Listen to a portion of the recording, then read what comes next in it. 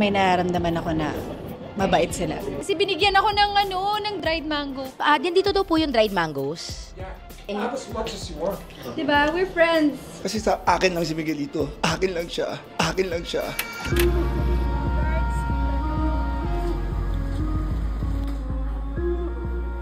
Hello mga kabatang Quiapo, ako po si Via Antonio, gumaganap bilang Chona at ako po ang inyong magiging CCM reporter. At ngayon kung makikita ninyo, napaka-pamilyar po ng ating background dahil nandito po tayo for the very first time sa Guerrero Mansion. At kikilatisin natin ang bawat parte ng bahay na ito. Ngayong nandito na si Ponggay at si Chona, wala tayong papalampasin. Okay, so moving here, kung makikita ninyo, materyales puertes. Ilan kaya ang mga nakamkam nila at ilan ang mga piso ng mga publiko dito, ano? Medyo patay na. Para mga puso nila. Nako! Isa ito sa mga mamahaling mga paintings. Kanino kaya galing ito? Ito kaya ay nabili nila sa auction? Ilang porsyento kaya ng milyon ang galing sa mga buwis ng mga taga-Quiapo? Meron silang piano. Ibig sabihin musically inclined din pala ang mga Guerrero na yan.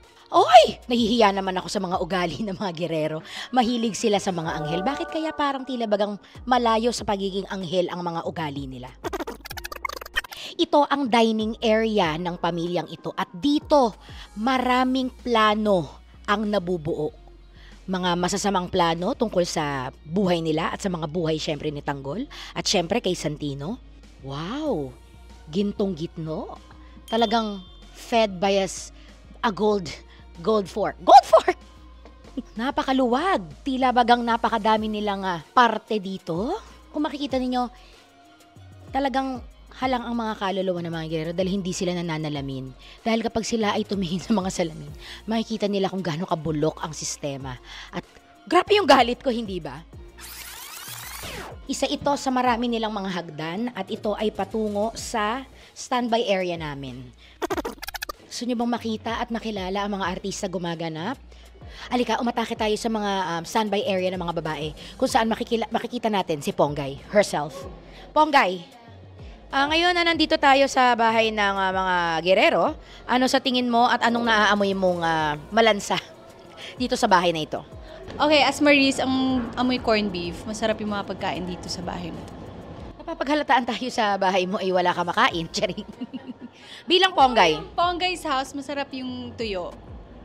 Ay, totoo naman. Dito kasi social, Corned beef. Pero feeling ko, ang daming mga sketchy na mga tao dito.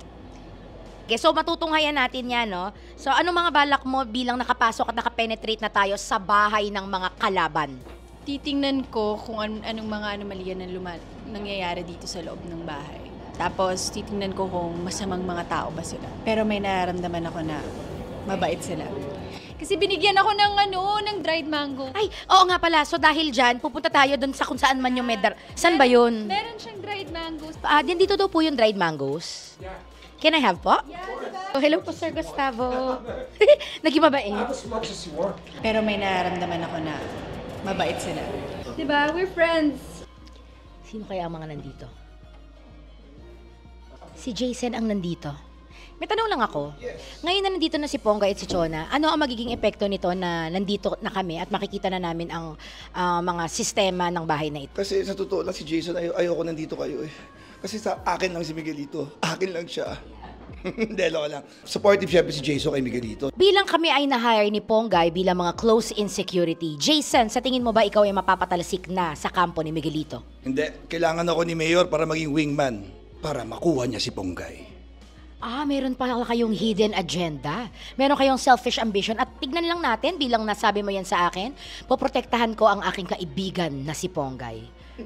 Huwag natin kakalimutan, mananatili pa rin si Jason sa buhay ni Miguelito.